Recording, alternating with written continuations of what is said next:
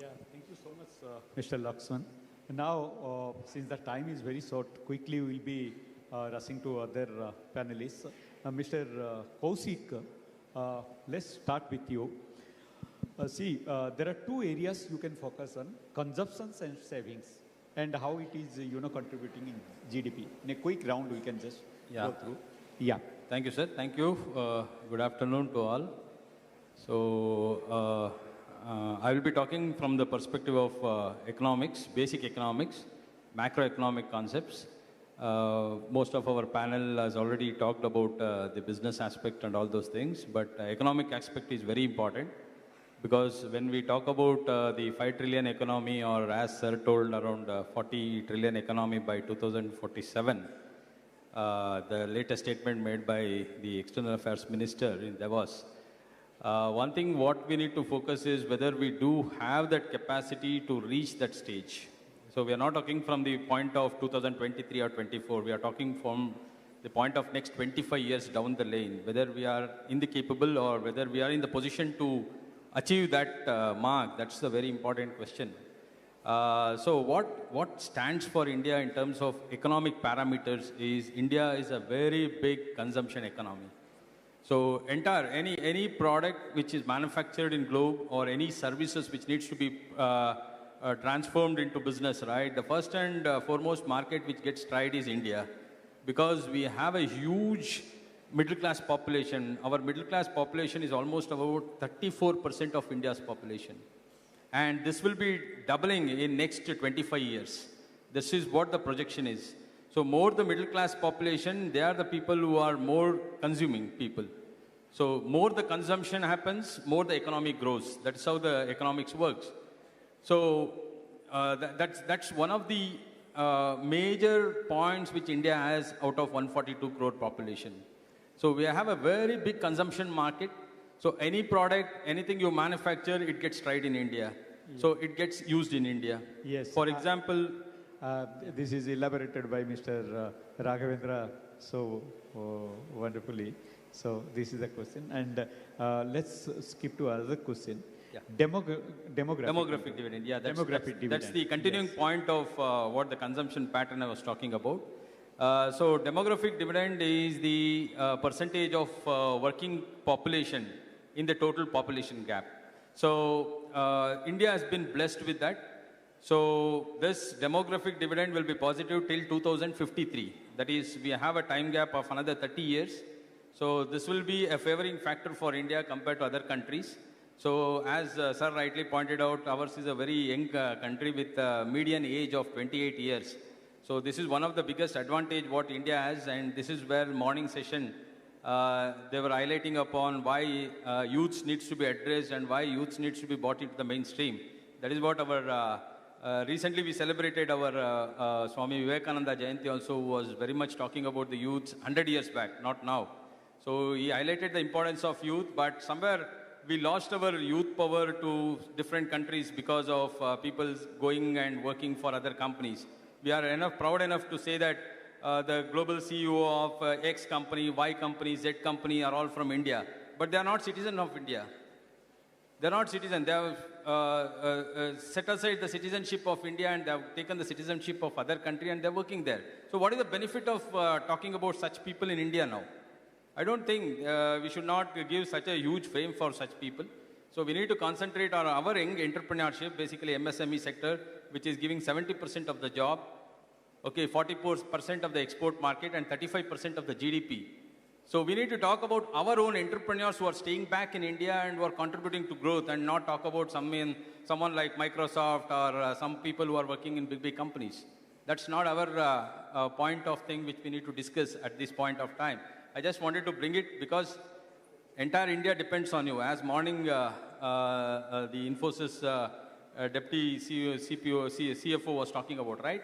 So demographic dividend is the workable population, which is the strongest thing which we have. And this demographic dividend is a gift which has come to us. So I think we need to make use of that in a proper manner. So that is how the Startup India scheme was launched by the Prime Minister. And today, if you see the last 3 months progress of various schemes like PMEGP or CGT SME or Stand Up India scheme or Mudra Yojana and all these things, right? The maximum benefit which has been taken is all youngsters. And in youngsters, especially, the ladies have taken up the initiative. So the women empowerment in entrepreneurship is at the maximum state. And even the repayment capacity among women entrepreneurs is more than men entrepreneurs. So that is something which is a very interesting facts which have come out from the study. So demographic dividend is especially the factor which will be contributing to the growth in the coming days. Till next 30 years, we have that. So there is an integration which needs to be done.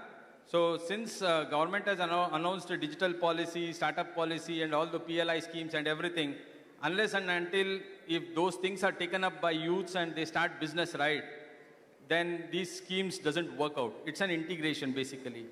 So we need to capture on this youth power, and you people should think of becoming the entrepreneurs. At least out of 100 people, if 5 people can take entrepreneurship right, they can create 100 jobs.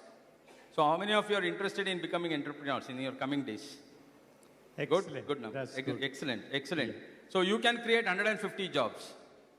Fantastic. Okay. Now, Mr. Kaushik, there are other two areas we want to listen from you, geopolitical and geoeconomics. Yeah, very interesting question, sir. Role of Yeah. India in that. So geopolitical in terms of how the political situation has changed globally. So COVID is one of the best opportunity for India, we can say, even though there was a lot of loss of life across globe and across India also, but it has created an environment of bringing a very good business ecosystem and opportunity for India. So it has not, only thing is whether we have utilized that opportunity, that's the biggest question which is there. The geopolitical changes has definitely impacted because the trust factor which China had, okay, that has been lost now.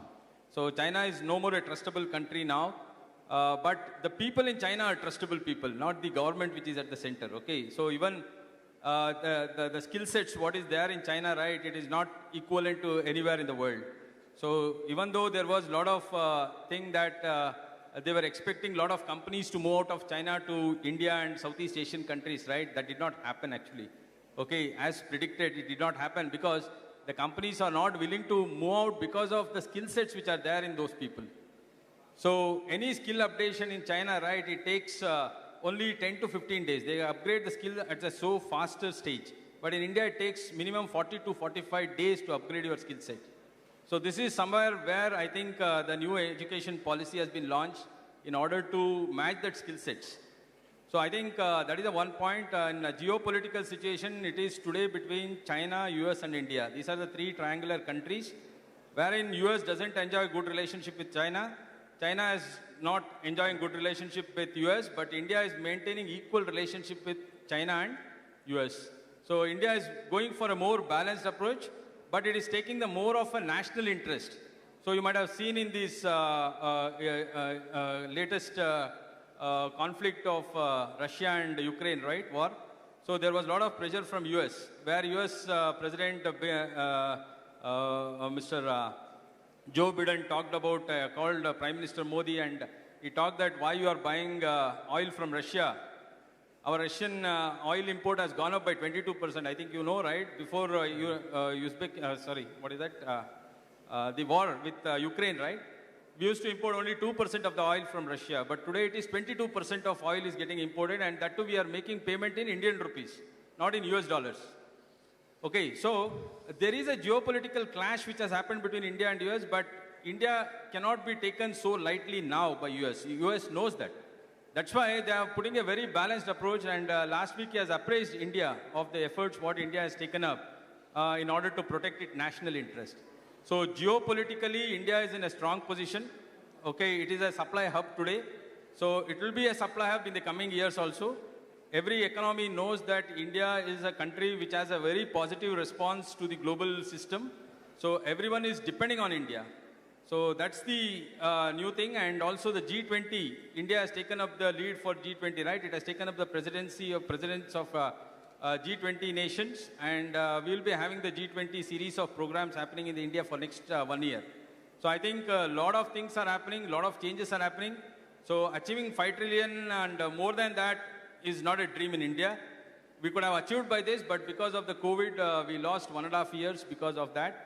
So definitely by 2026-27, we will be a 5 trillion economy, and by 2027, as sir rightly remarked, it will be more than 47 trillion economy. So that is what the prediction